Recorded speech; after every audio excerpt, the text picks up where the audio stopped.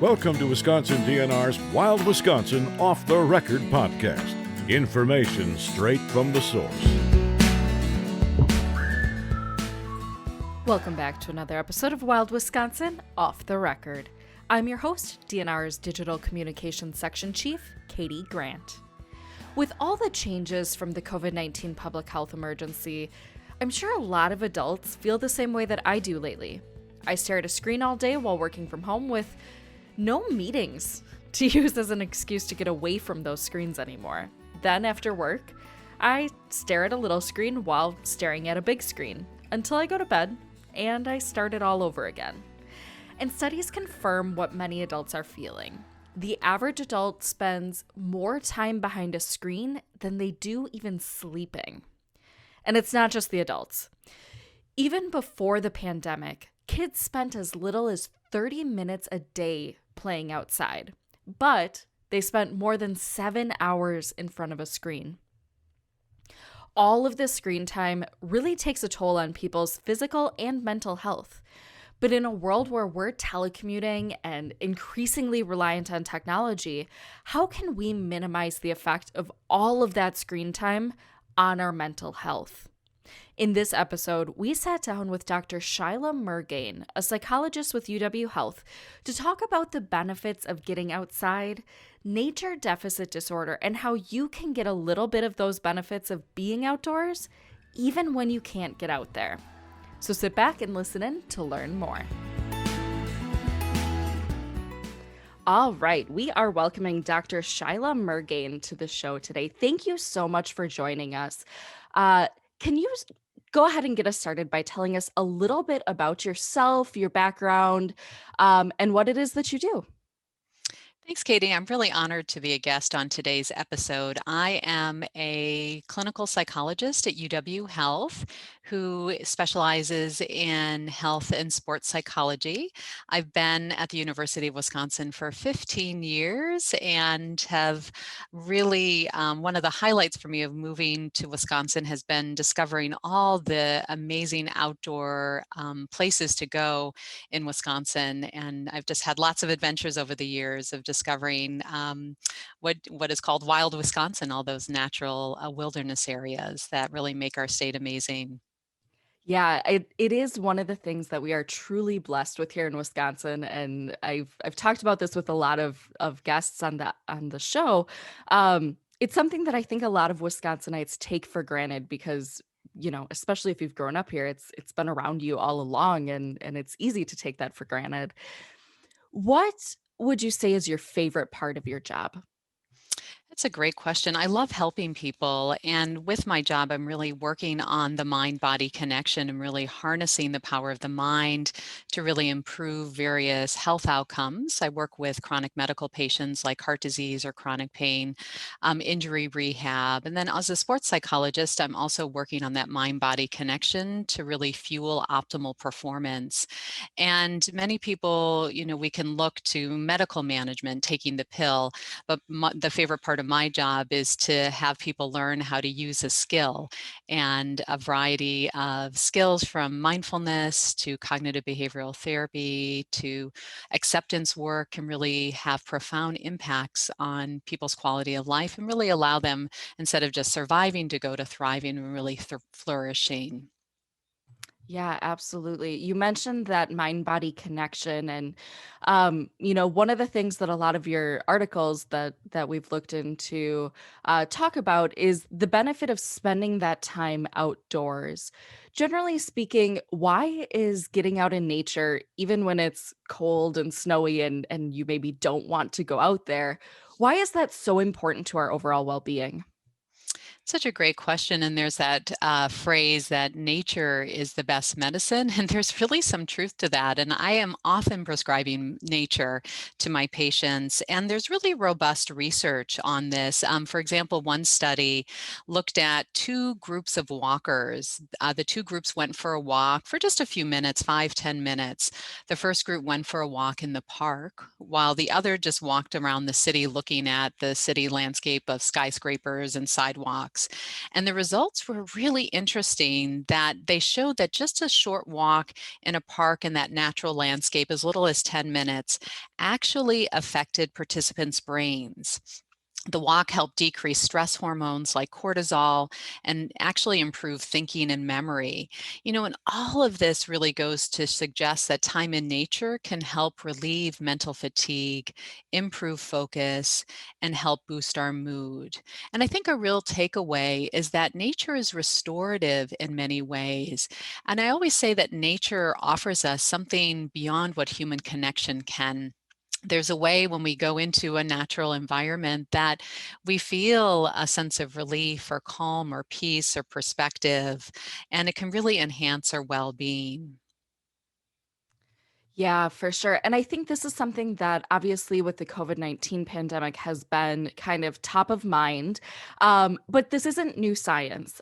You published an article about this all the way back in 2015. And in that, you cited some alarming facts.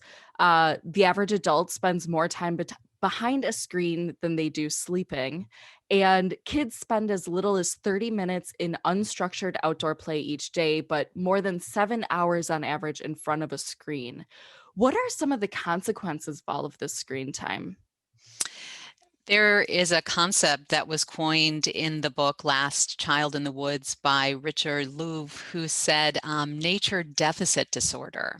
That term, nature deficit disorder, and we had it pre-pandemic, but I think everyone can appreciate during the pandemic, our screen time has gone through the roof. Kids are spending all day behind screens if they're doing virtual learning. So many of us adults are working remotely and on Zoom calls all day, and so we're kind of tethered to our screen. And it's in part of what has really taken a toll during the pandemic, that we are connecting to one another virtually.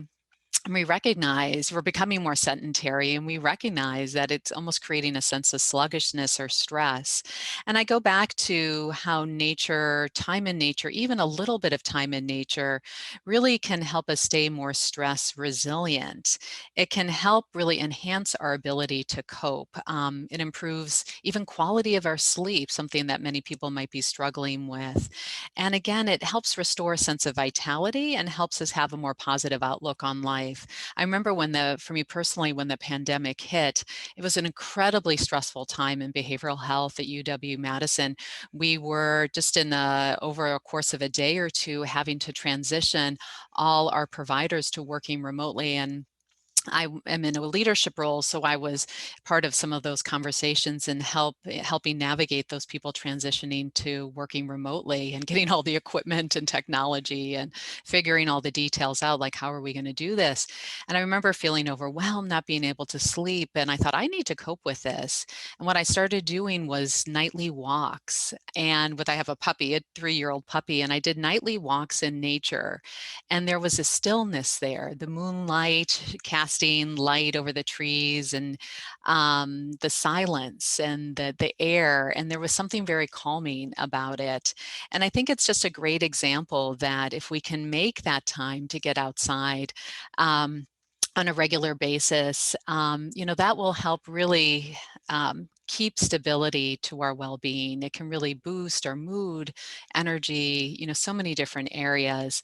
And also, I just also want to really encourage people to seek out nature as part of kind of that sense of adventure. There are so many amazing natural spots in Wisconsin to explore that can really build a lot of joy and can be a great thing for parents to also introduce to their kids. Yeah, for sure. I know for me personally, over the summer, we really got into riding our bikes on the trails. So we would head out to Military Ridge and explore new parts of that, or Cap City Trail, all of the amazing trails around the city of Madison.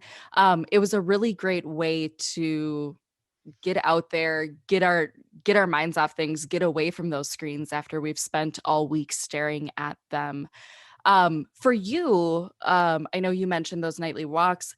Is what is there still another favorite that you love doing, or how do you enjoy getting out and enjoying those Wisconsin outdoors? I think that's such a great question, Katie. One of the things I've done since I moved here is really exploring our state parks. And now that I have my 3-year-old puppy, it's my goal of getting her to almost all of them, as many of them as we can. And each year we drive different places, or if we're going somewhere and find a park, we will stop in there. I also have a dear friend who takes me fishing on our local lakes, and I'll sometimes go on free fishing day, although I missed the weekend for free ice fishing day, unfortunately, the other weekend, but I'll sometimes get a fishing permit and join him. And during the pandemic, one of my pandemic goals has been to hike trails on the Ice Age Trail, and just have been really amazed at what the Ice Age Trail Alliance has done of creating this trail throughout our state. And it's been a fun way of actually meeting people on the trail and connecting with them on social media.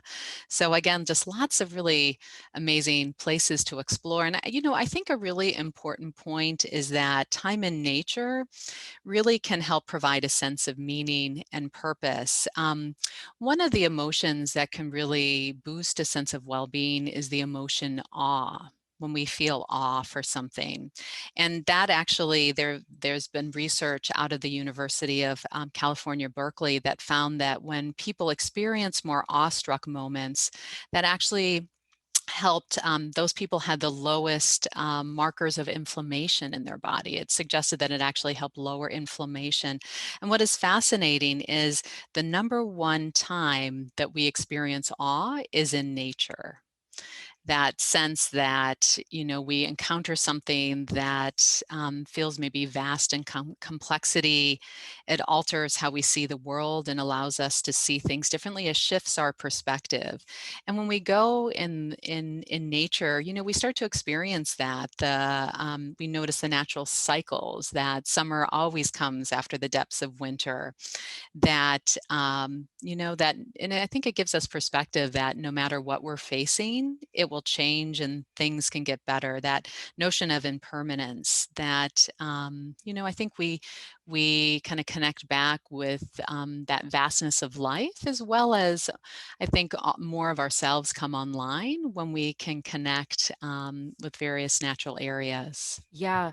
And I think one of the really great things about Wisconsin is it doesn't matter if you're in the country or an urban setting. I mean, in Madison, there are so many options for getting outdoors. In Milwaukee, the same.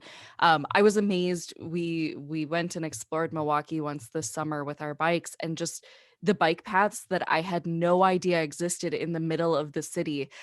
So it doesn't matter where you are in the state, the options for this exist. Very much so. We want to really support our state parks and all these organizations that are really doing great conservation and preservation work. And again, I just think it's something really important to prioritize sharing with your children. Make my parents and my parents live up in Door County half the year, and we make a point of hiking different areas up there in Door County. That there are some land trust areas. I think there are maybe 8 or 10, which have various trails through them. So we've been hiking through them, and that is something that we look forward to. And I just got my parents yak tracks so that we can do some hiking this next month, and they can stay safe on the icy trails. But to think about making it a priority. Maybe as a family, you start going for evening walks together, or maybe you plan with the warmer weather to go to one of our state parks and do some camping. Or maybe you just take a trip, a summer vacation, and go somewhere to the state you've never seen before and check out some of the natural beauty, the natural landscape. And, with children, you can really teach them mindfulness with nature, being mindful, have them notice using all their senses various aspects of nature. In Japan, they have something called a forest bathing, where you're not actually taking a shower in nature, but you're going out and really kind of bathing using your senses, bathing all your senses, your sight, sound, smell, maybe taste or touch. And again, research shows when you're in that kind of meditative, mindful awareness, something shifts in you, and for kids, that's often, I think, something that you remember. I certainly do from my childhood, those times when we were on those field trips in nature. And I think it all confidence for kids. And I always say that you only protect what you appreciate. So as we as a family and individual and instilling that value in our children that, when they appreciate nature, then they're more likely to protect this precious resource. For sure. And you mentioned something in there that I think is really important to highlight. It can be as simple as just going out and taking, a 3-minute walk around your neighborhood, a short walk. It doesn't have to be, traveling to a state park and going on this big hike with all of this equipment or anything. It can be really that simple. And I'm so glad you mentioned that, Katie, because I think that can be one of the barriers. It can feel intimidating. You don't feel like you have the time or resources or the gear to go out in nature. And that's where the research is fascinating. We talked about as little as a, 10-minute walk, but it can be 5 minutes. It could be a 3-minute on your lunch break. And then some really interesting research shows that even just looking at images of nature or bringing nature into your environment can produce some similar results. There was a study of people who were hospitalized, and they found that those patients where their rooms just overlooked natural areas. They might have had access to the outdoors, but their room, just their view looked over nature. Those hospitalized patients had shorter stays and required less medication. So, you can think about looking out the window more or bringing in a plant or some flowers into your home, or having an office plant at work, or having some pictures of nature, or watching some nature documentaries, or again, as you mentioned, just getting out on your lunch break for 3 minutes, get some fresh air, and then come back in. So it doesn't have to be some huge elaborate thing, although those are great. That we're really looking at how do we build more nature into our days, because there was some other really interesting research done by a friend of mine, Dr. Palin Kezabir, who works at the Center for Healthy Minds.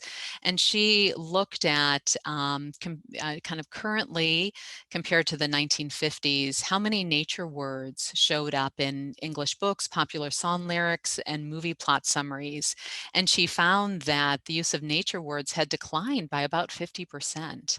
So I think that suggests that kind of as a society, we've become increasingly disconnected from nature. And we can see that,